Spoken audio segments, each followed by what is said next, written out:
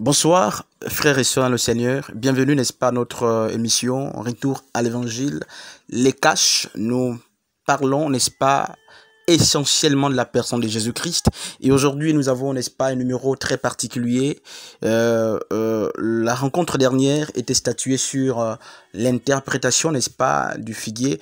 Et nous avons promis revenir pour, n'est-ce pas, cette fois-ci, discuter sur un autre arbre fruitier, non pas sur, n'est-ce pas, le figuier, mais cette fois-ci sur la vigne, n'est-ce pas, et qu'est-ce que les Écritures nous disent. Et alors, donc, comme toujours, il est très important de commencer, n'est-ce pas, l'origine. Donc, avant de rentrer dans l'aspect spirituel, nous voulons de prime abord, n'est-ce pas, comprendre ce que la connaissance naturelle nous dit par rapport à la vigne. Donc, il faut d'abord rappeler que la vigne est un arbre, n'est-ce pas, de vie, c'est une plante.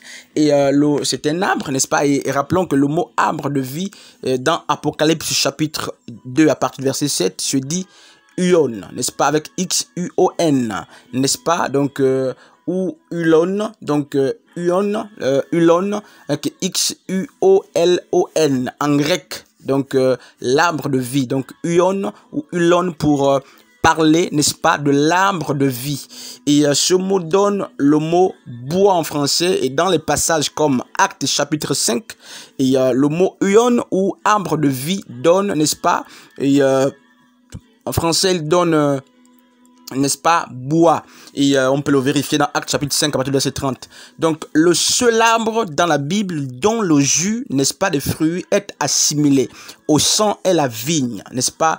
Et il y a le seul jus, n'est-ce pas, mes amis, dont la vigueur ou la couleur, mes amis, est véritablement assimilée au sang, mes amis, c'est la vigne. Donc, la vigne, par rapport aux Écritures, la vigne est l'arbre de vie, l'arbre de la nouvelle alliance. Alléluia. Frères, ce soir, nous sommes, n'est-ce pas, nous sommes calmes et on aime, n'est-ce pas, je vais dire, l'enseignement du maître. Et donc, nous sommes en train d'expliquer, n'est-ce pas, non pas les mystères des hommes, non pas, n'est-ce pas, les choses d'une assemblée, mais nous sommes en train, n'est-ce pas, d'expliquer les Écritures. Donc, et on va voir quelque chose, n'est-ce pas, dans Jean chapitre 15, à partir du verset, Jean chapitre 15, à partir du verset, alors qu'est-ce que la Bible nous dit là-bas à partir du verset, je vais lire, n'est-ce pas, à partir du verset premier. Alors, Jean 15, premier nous dit ceci, et c'est Yeshua, le maître, qui parle, et Jésus, donc Jésus dit, je suis le vrai cep, et mon père est le vigneron. Jean chapitre 15, à partir du verset premier. Et donc, rappelons un peu l'histoire. D'après l'histoire biblique et hébraïque, Israël était aussi, comme le figuier, comparé à l'ancienne vigne. L'ancienne vigne, c'est Israël. Et on peut le vérifier dans, n'est-ce pas, dans les Écritures, quand on lit Ésaïe chapitre 5, et je vais quand même lire une portion des Écritures, Ésaïe chapitre 5 à partir du verset 17, et on dit, la Bible dit, je chanterai à mon bien-aimé le cantique de mon bien-aimé sur sa vigne. Mon bien-aimé avait une vigne sur un coteau fertile.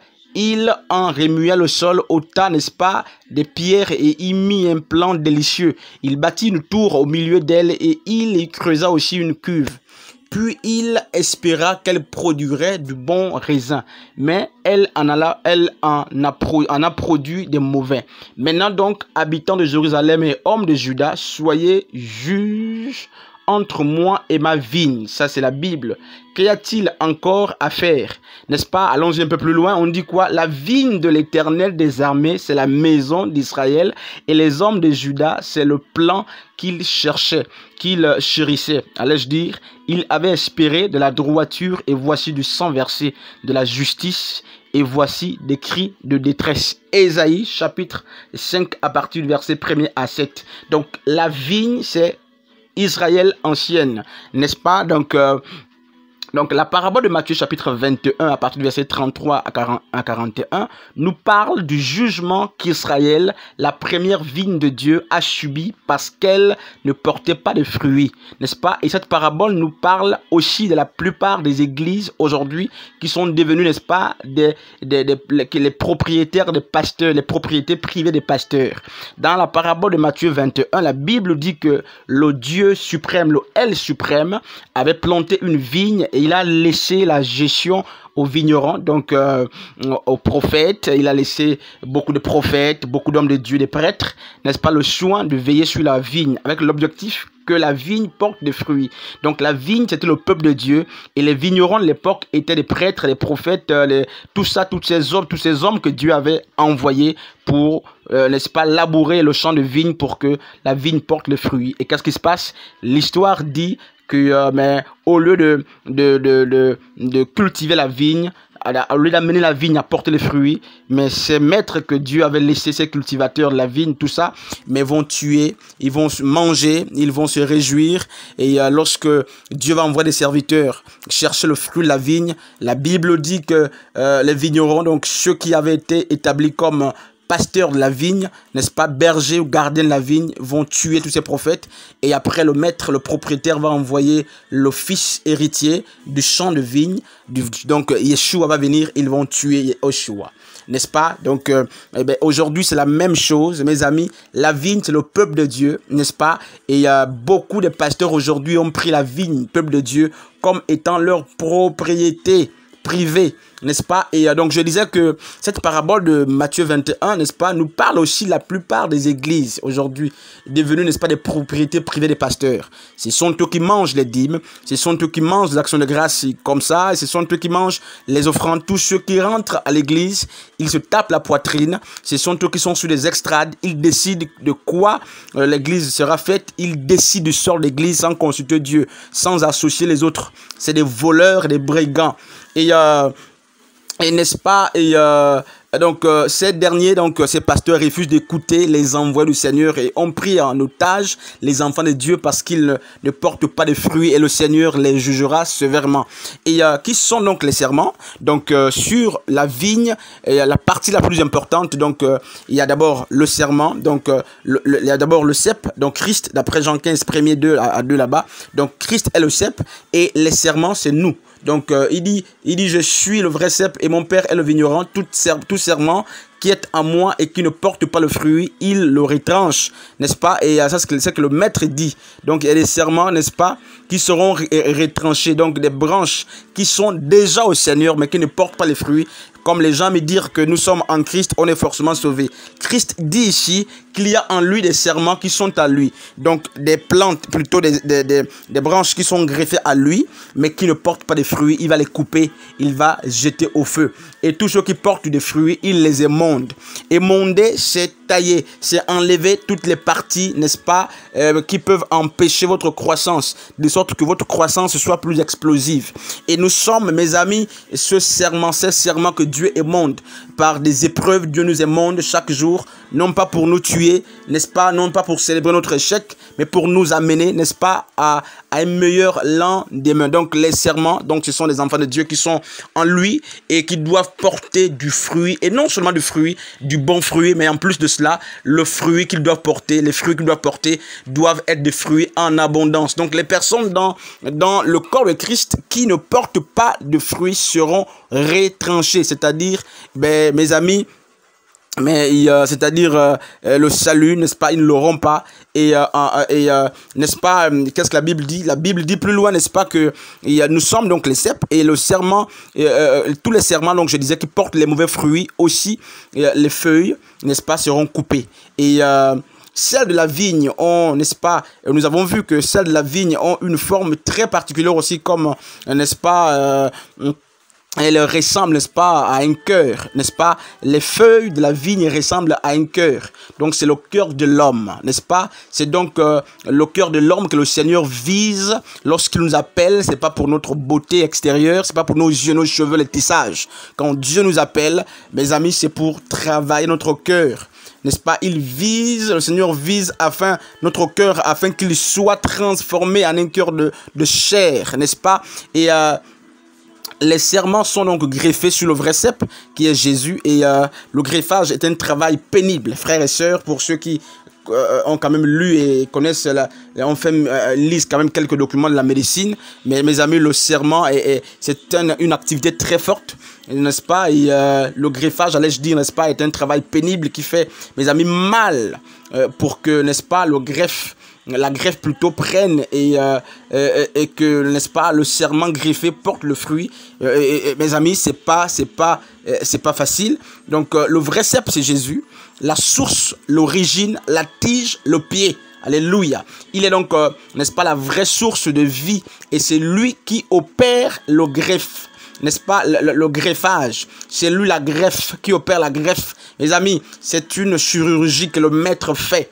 Et la vie du cep, mes amis, oh frères et sœurs, c'est celle qui est répandue dans les serments. Donc en Christ, nous ne pouvons pas nous glorifier, nous n'avons aucune vie. Mes amis, nous dépendons essentiellement du cep et de la racine. Oh, alléluia, la Bible dit que Christ est aussi notre racine. Alléluia, donc la vie du cep peut désormais couler dans les serments. Et ce dernier, n'est-ce pas, mes amis, peut alors porter le fruit de la vigne. Alors donc le serment, on a dit que c'est nous, n'est-ce pas? Et on va voir quelque chose de très important. Donc de même que le figuier donne des figues, mes amis, mais la vigne porte aussi des fruits, et le fruit de la vigne est appelé le raisin. Donc les raisins, c'est quoi? Donc rappelons un peu l'histoire. Il est aussi très important que nous connaissions, n'est-ce pas, les bienfaits de ce fruit, comme nous avons étudié, n'est-ce pas, le figuier. Donc le raisin, et ce n'est pas un hasard, n'est-ce pas, un hasard si le Seigneur nous demande de porter des fruits. Le raisin, donc pour la petite histoire, est le fruit de l'énergie par excellence, n'est-ce pas, et, car il contient n'est-ce pas, contient de nombreux sucres, facilitant, n'est-ce pas, mes amis, la vigueur, et n'est-ce pas, on a dans ce fruit-là, n'est-ce pas, de glucose et de fructose. Donc, on a ce fruit est riche en quoi? En vitamine C, n'est-ce pas, comme le figuier, comme les figues. Il est aussi riche en vitamine B, et il est riche en sels minéraux et en oligo-aliments tels que le calcium, le potassium, le fer ou encore le magnésium. Donc, le raisin est un fruit très riche, n'est-ce pas, très riche. Et il est, mes amis, le Seigneur, il est aussi bon à savoir aussi que, n'est-ce pas, le raisin est l'un des fruits les plus riches en glucides, avec, n'est-ce pas, la figue fraîche, et comme la banane également, n'est-ce pas, très riche en polyphénol, n'est-ce pas. Donc c'est des images bibliques, n'est-ce pas, et que beaucoup négligent, et on ne peut pas rentrer dans le bain comme ça sans donner tout cela. Et il est aussi riche en huile, et alors il faut rappeler par ailleurs que les feuilles de vigne permettent, n'est-ce pas, de lutter contre les jambes lourdes par son action, n'est-ce pas, fluide, n'est-ce pas, et elle draine les toxines et améliore, n'est-ce pas, ça c'est l'histoire ainsi, n'est-ce pas, la circulation sanguine, et réduit, n'est-ce pas, les problèmes de rétention d'eau, n'est-ce pas. Voici un peu quelques bienfaits, n'est-ce pas, et, mes amis, de la vigne. Et la joie. Donc, mais à quoi renvoie, mes amis, le jus de vigne ou les vignes? Donc, la vigne ou le jus de fruit de la vigne est le symbole de quoi? On a vu que la figue, n'est-ce pas, c'est la douceur et, n'est-ce pas, l'humilité. Mais la vigne est, mes amis, le fruit de la vigne est assimilé à la joie. Et remarquez, le mot joie en grec, c'est Gil, J-I-L, n'est-ce pas? Et il veut dire quoi? Il veut dire sauter. Le mot joie en grec, c'est Gil, allais-je dire, qui signifie, n'est-ce pas, sauter, bondir de joie, hein, et c'est aussi Sima, donc, ou Samek qui signifie briller, ou être lumineux, et enfin, le terme grec, chara, n'est-ce pas, qui traduit joie, se traduit par joie intense, chara. Donc, le mot traduit par joie dans les Écritures en français recouvre plusieurs mots hébreux ou grecs qui ont, n'est-ce pas, des significations différentes et importantes pour saisir le sens profond de la joie. Ça, c'est la Bible, n'est-ce pas, mes amis, que Dieu nous illumine.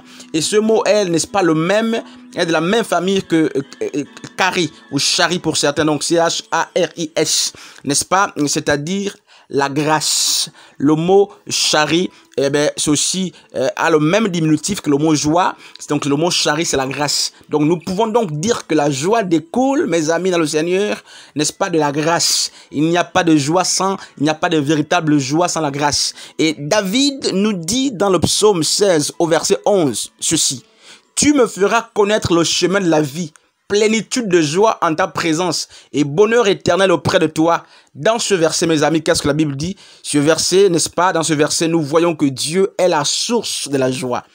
Et lui-même, la joie est l'allégresse de son peuple. Alléluia. Yeshua est la joie par excellence. Et la joie est aussi le fruit de l'esprit. D'après les Écritures, d'après Galates 5, 22, la joie est aussi un fruit de l'esprit puisqu'il nous donne commande, n'est-ce pas? Il nous commande plutôt d'être toujours joyeux. La Bible nous dit dans 1 Thessaloniciens là-bas. On va voir ça tout à l'heure. 1 Thessaloniciens chapitre 5 à partir du verset 16. N'est-ce pas? La Bible dit soyons toujours joyeux. Car, mes amis, elle est, n'est-ce pas? Car telle est sa volonté à notre égard. Et dans le psaume 43, à partir du verset 4, il est écrit: et j'entrerai vers l'autel de Dieu, vers Dieu, ma joie et mon allégresse. Oh, alléluia. Et je te louerai avec la harpe. Oh Dieu, mon Dieu. Oh mon Dieu, c'est David, n'est-ce pas? Donc, la joie, mes amis, c'est la nature de Dieu. Et la vigne est la symbolique de la joie. Même la nature est appelée à vivre la joie de Dieu, car celui qui l'a créé est joie. N'est-ce pas? C'est pourquoi dans Isaïe 49, 13, la Bible dit: cieux chantaient de joie, terre réjouis-toi, montagne éclatez, hein, n'est-ce pas, en cri d'allégresse, car l'Éternel a consolé son peuple, il a compassion de ses affligés. Ça, c'est les Écritures, mes amis. Et la joie découle aussi de la relation de l'homme avec Dieu. Elle est liée au salut, n'est-ce pas? Et comme le montre, n'est-ce pas, le psaume 51, à partir du verset 12 à 14. Donc, la Bible dit quoi? La Bible dit là-bas, je vais lire, n'est-ce pas? Rends-moi, je crois, et je vais, voilà, on va lire ce texte-là, n'est-ce pas? La Bible dit quoi? Dans le psaume 51. Rends-moi la joie de ton salut et que l'esprit de bonne volonté me soutienne. Donc, le prophète Isaïe, n'est-ce pas, au chapitre 61, au verset 10. Et qu'est-ce qu'il dit, n'est-ce pas? Il dit, et il nous parle aussi de cette joie liée au salut, n'est-ce pas? Et mes amis, donc, la joie, fruit de l'esprit de Dieu, Galates 5, 22 le dit, est liée à l'annonce de la bonne nouvelle qui est l'évangile du royaume. Et Philippiens, qu'est-ce que Philippiens 1er 18 dit? Philippiens 1er 18, car le royaume de Dieu ne consiste ni dans le manger, ni dans le boire, mais dans la justice, la paix, la joie par le Saint-Esprit. Et oh, alléluia, mes amis, et Romains 14, je soutiens ça, n'est-ce pas? Romains 14, au verset 17. Donc, mes amis, Jésus est venu afin que les hommes aient sa joie, n'est-ce pas? En lui, que les hommes aient la joie, une joie parfaite.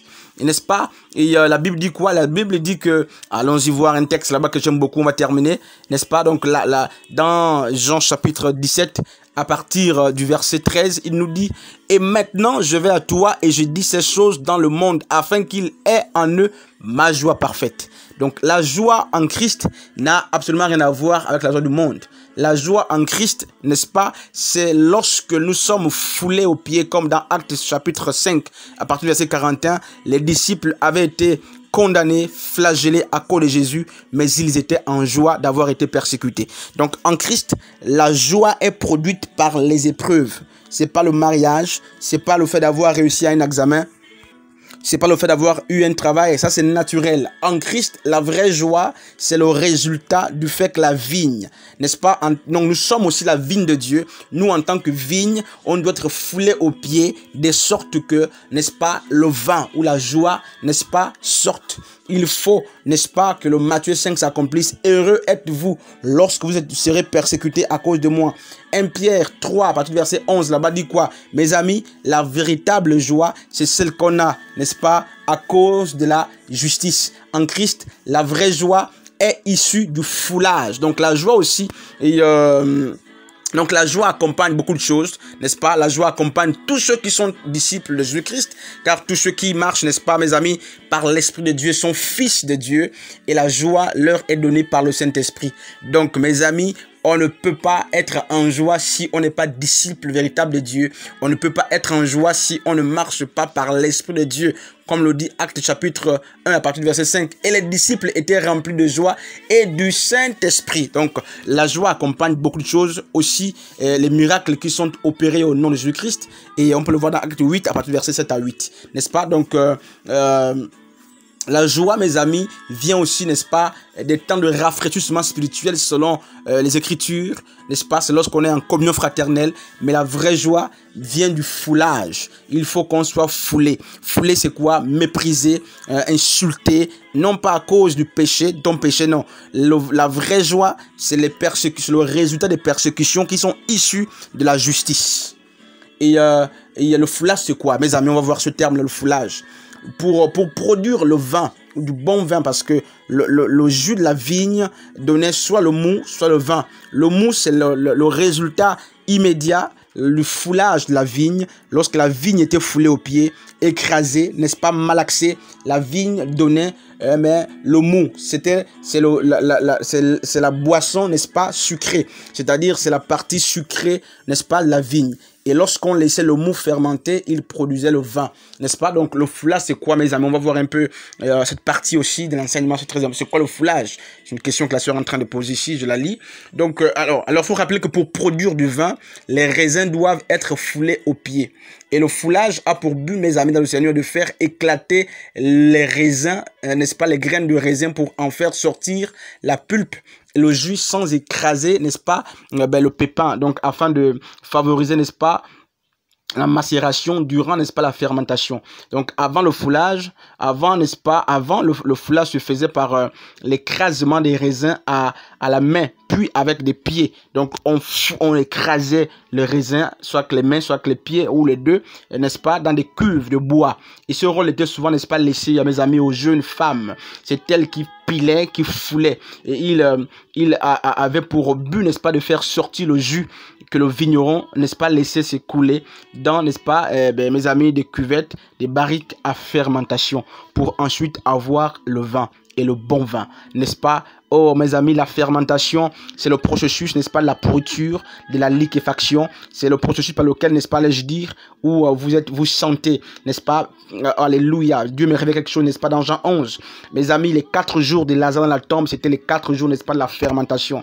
Oh, j'aime la parole, n'est-ce pas? Lazare était en train de vivre, n'est-ce pas, le foulage. Il était fermenté. Oh, alléluia, Père, sois élevé. Quand, mes amis, le monde pleurait, n'est-ce pas, à cause de la honte, la mort de Lazare était le foulage. Les odeurs qui sortaient, les odeurs qui étaient dégagées, les odeurs nauséabondes, mes amis, étaient le résultat du foulage. Mais mes amis, les hommes oubliaient que Dieu avait permis que Lazare soit 4 jours dans le tombeau, 4 jours dans la tombe, n'est-ce pas, pour, n'est-ce pas, l'amener à la fermentation. Parce que sans la fermentation, mes amis, on ne peut que prendre le mou. Le mou, c'est ce qui est sucré. Mes amis, Dieu veut ce qui est fermenté. Parce que c'est ce qui est fermenté qui donne le vin, le vrai vin. Oh, alléluia, le vin de la fermentation divine. N'est-ce pas? La joie véritable est issue de la fermentation. N'est-ce pas? C'est lorsque les hommes vous enferment, vous bloquent, vous tuent à cause, n'est-ce pas, de la justice de Dieu. Donc, je disais, le foulard donc représente quoi? La souffrance, mes amis. Et donc, les persécutions, les outrages, les calomnies subies à cause du nom de Jésus-Christ. Pas les souffrances à cause de l'église, pas les souffrances à cause de notre mauvaise conduite, mais les souffrances qui sont issues, n'est-ce pas, de la justice et à cause, n'est-ce pas, du message de la croix. Mes amis, il faut ces choses pour que le vin soit produit. Donc la souffrance n'a jamais été facile, mes amis, vous qui me suivez, pour qui que ce soit. Pourtant, c'est un moyen que le Seigneur utilise pour nous perfectionner, nous rendre obéissants et pour édifier notre foi. C'est pourquoi, n'est-ce pas, Hébreux 5, 7 est clair. Il dit, il nous a appris bien qu'il fut fils, l'obéissance par des choses qu'il a souffertes, n'est-ce pas? C'est la Bible. Donc, souvenez-nous, mes amis, de ces choses-là, de Daniel. Souvenez-nous, par exemple, de Daniel, Shadrach, Meshach et Abednego. On va terminer dans Daniel 3, qui, après leurs épreuves, ils ont porté beaucoup de fruits, mes amis, et ils ont amené beaucoup à la conversion. Et dans 1 Pierre, chapitre 1er, à partir du verset 6, la Bible dit quoi? C'est là ce qui fait votre joie. Quoique maintenant, puisqu'il faut que vous soyez attristés pour un peu de temps par diverses épreuves, afin que l'épreuve de votre foi, n'est-ce pas, plus précieuse que l'or. Oh, alléluia. L'épreuve de votre foi, plus précieuse que l'or. Les hommes se battent pour avoir de l'or, alors qu'on dit l'épreuve de la foi est plus que l'or. N'est-ce pas que cette épreuve plus précieuse que l'or périssable, qui cependant est éprouvé par le feu, est pour résultat la louange. Mon Dieu, mon roi que j'aime. Oh, achalalala. Frère, alléluia. Mes amis, j'aime ce passage. Oh, mes amis, après avoir été mis au feu, le résultat c'est quoi? C'est pas les pleurs, c'est la louange. Après avoir été critiqué à cause de la justice, le résultat c'est quoi, mes amis? C'est l'honneur. Lorsque vous êtes insulté, c'est la louange, la gloire et l'honneur. Lorsque Jésus-Christ apparaîtra, vous serez récompensé. Nous dit, n'est-ce pas, l'apôtre Pierre dans 1 Pierre 1 à partir du verset 6 à 7. Mes amis, le Seigneur donc nous permet les combats dans nos vies afin que nous soyons, n'est-ce pas, nous ayons l'éclat comme l'or qui passe par le feu. L'or doit passer par le feu pour que l'éclat véritable sorte. Mes frères, regardez comme un sujet de joie complète les diverses épreuves auxquelles vous avez été exposés. Ça c'est Jacques 1er à partir du verset 2 qui le dit. Que Dieu nous fortifie, mes amis dans le Seigneur. Donc la vigne, mes amis, est, mes amis, la symbolique de quoi? De la joie, n'est-ce pas? Et il n'y a pas la joie en Christ sans avoir été foulé, n'est-ce pas? Pour le monde, la joie véritable vient des mariages, des maisons, des diplômes. Non, pour Christ, la vraie joie est le résultat, n'est-ce pas? Mais des souffrances et de résultat des calomnies à cause de la justice. Il faut rappeler, à cause de la justice. Vous prêchez la vérité, vous êtes calomnié, c'est là la joie. N'est-ce pas? C'est pas les persécutions qui sont issues à cause de votre vol, votre mauvaise manière de vivre. C'est la joie qui est issue de la justice véritable. Et il y a Proverbe 17, 22 dit quoi? Un cœur joyeux est un bon remède, mais un esprit abattu dessèche les eaux. Heureux serez-vous lorsqu'on vous outragera, qu'on vous persécutera et qu'on vous dira faussement de vous toutes sortes de mal à cause de moi. Votre joie, la joie véritable, mes amis, c'est à cause de Jésus. C'est lorsqu'on est persécuté, outragé à cause de Jésus. Et la Bible dit, réjouissez-vous et soyez dans l'allégresse, parce que votre récompense sera grande dans les cieux. Car c'est ainsi qu'on a persécuté les prophètes qui ont été avant vous. Matthieu 5.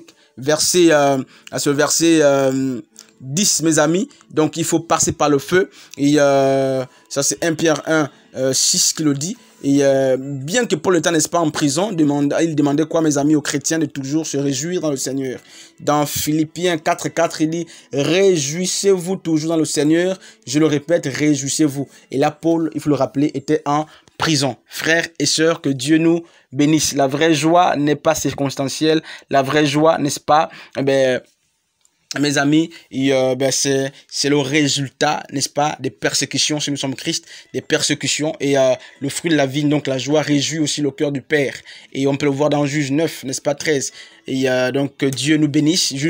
On va lire ce texte, Juge 9, 13. Mais la vigne leur répondit, renoncerai-je à mon vin qui réjouit Dieu et les hommes pour aller planer sur les arbres. Donc, on a compris, mes amis, que nous devrons, en tant que chrétiens, mes amis, réjouir le cœur du roi par la manifestation de la joie. Et notre joie n'est pas celle qui est comme le monde, qui est celle qui est naturelle. La joie en Christ, c'est le résultat du foulage. La vraie joie, c'est lorsqu'on souffre à cause de l'évangile. Un véritable chrétien, comme Néhémie 8.10, 8.10 dit quoi? Ne vous affligez pas, car la joie de l'Éternel sera votre force. Néhémie 10, 8 plutôt, 10.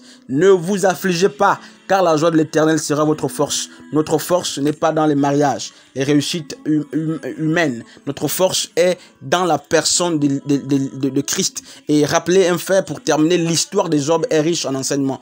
Il perdit, n'est-ce pas, et en un jour, ses 10 enfants. En une seule journée, il a perdu ses 10 enfants, ses troupeaux et sa santé, mais il garda la joie et refusa d'accuser Dieu et, n'est-ce pas, de lui attribuer ses malheurs, n'est-ce pas? Et même lorsque sa femme a demandé de maudire, il n'a pas maudit. Ça, c'est Job chapitre 2, à partir du verset 9 à 10 là-bas. Donc, le Seigneur qui connaissait le cœur de Job témoigna de lui en disant, n'est-ce pas, à 2 reprises qu'il n'y avait personne comme lui sur la terre. Et vous voyez mes amis, donc le fruit de la vigne, donc le vin réjouit non seulement les hommes, il réjouit également le cœur de Dieu. Que Dieu nous bénisse. Et il faut rappeler qu'il y a plusieurs choses qui combattent, n'est-ce pas, la joie. Il y a donc, n'est-ce pas, le péché. Et on peut le voir dans Ephésiens 4, 30. Et il y a la tristesse également dans 2 Corinthiens chapitre 7 à partir du verset 10. Et on a aussi, mes amis, d'autres choses, mes amis, qui attristent Dieu, les événements de ce monde. Que Dieu nous bénisse. Prochainement, nous verrons, n'est-ce pas, l'olivier. Que Dieu vous bénisse. On a vu le figuier, on a vu, n'est-ce pas, la vigne, n'est-ce pas. Et désormais, nous verrons l'olivier. Que Dieu nous bénisse.